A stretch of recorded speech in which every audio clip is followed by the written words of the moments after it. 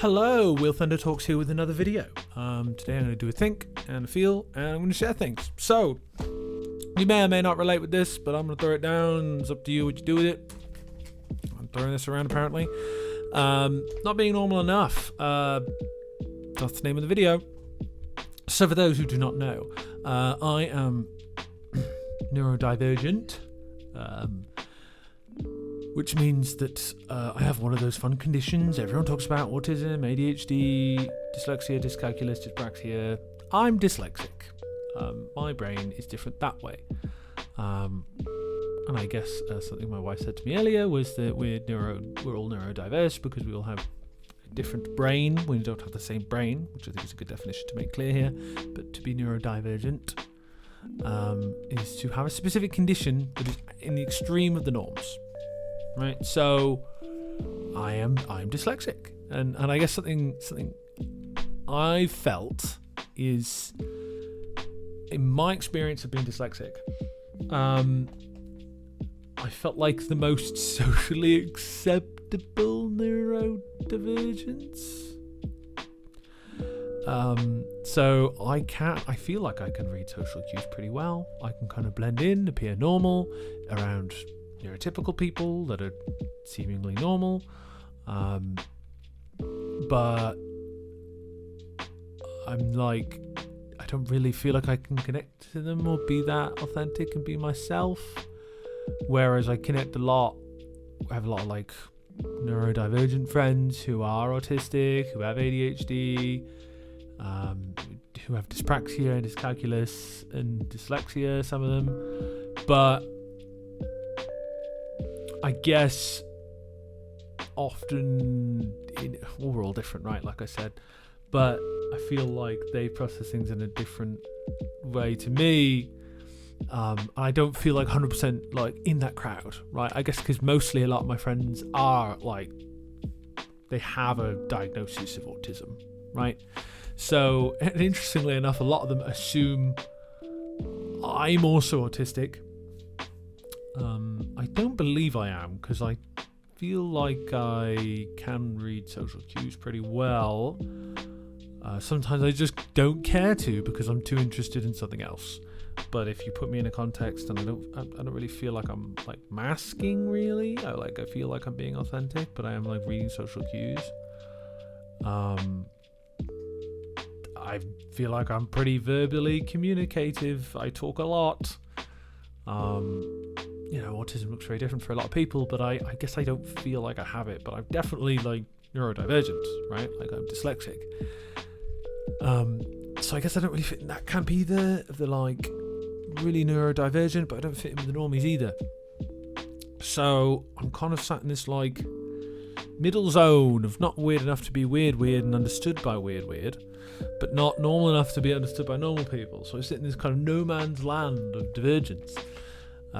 Where there are some things I'm good at, right? A big part of my dyslexia and how that manifests is that I'm, as I would describe, I have a spiky cognitive profile, which means that some things I'm really good at and some things I'm really bad at. Like I'm pretty good at music. I'm pretty good at writing my own music. I'm not like world class, but I'm like pretty good. I'm also pretty good at talking.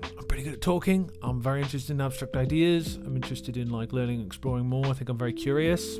I like to think I'm empathetic.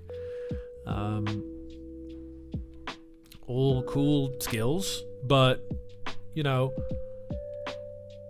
really feels different from, I guess, what I feel like perceiving people that are kind of more neurotypical. Maybe their empathy is different. Maybe their sympathy is different. I guess it's never really felt like it's landed for me. Because I guess I feel my experience is a little bit more extreme, a little bit different.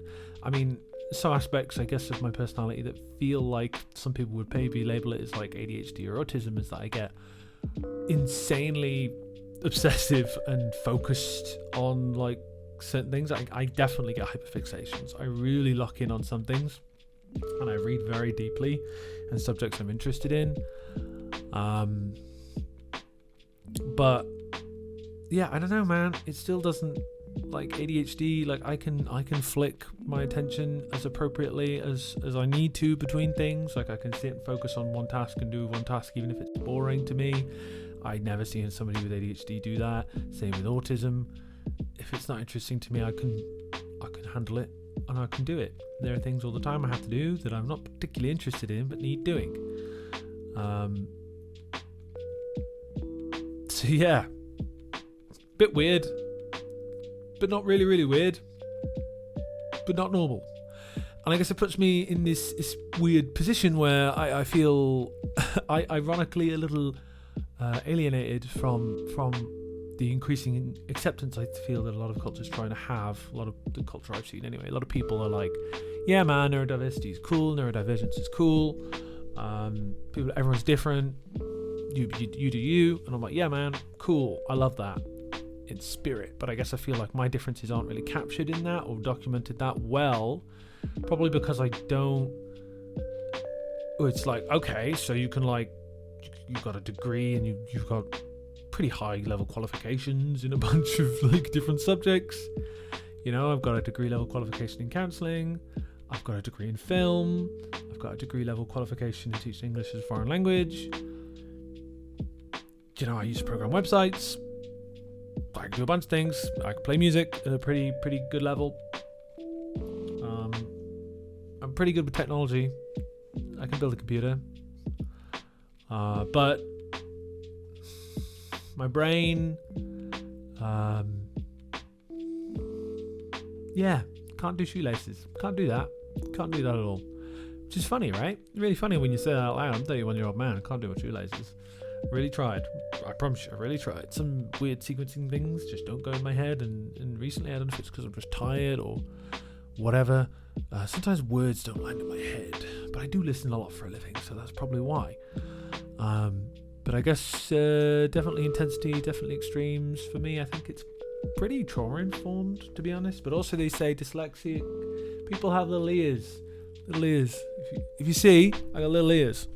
And I used to get loads of ear infections, so I had like developmental delays in like speech and language development, which like makes sense because I do got little ears and I got loads of ear infections when I was a little wee boy, and now maybe I'm a little bit behind in some aspects but a little bit ahead in others, and I had to make accommodations for the differences. But maybe this comes to a broader point about like what I guess the question I ask myself here is like, what would make me feel accepted and understood by a group in a community?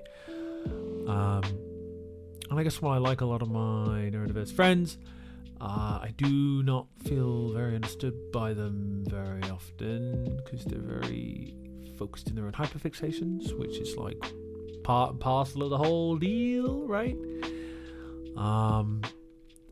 But sometimes they're more like open-minded and stuff. I don't know, maybe all the normal people my age, I guess, all the neurotypical people are like, they've got kids or like doing that, and like I ain't doing the kid thing, I ain't doing that. So maybe that's because I just hang out in weird places. I don't know, I'm making videos online instead.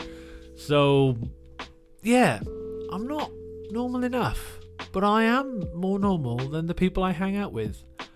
I'm gonna leave it there. You've been wonderful. I've been Will. Thank you for being patient with me if you're still here. If you relate to this experience at all, please put in the comments. If you feel that, I would love to hear your thoughts. Take care of yourself, and I will see you in the next video. Bye-bye.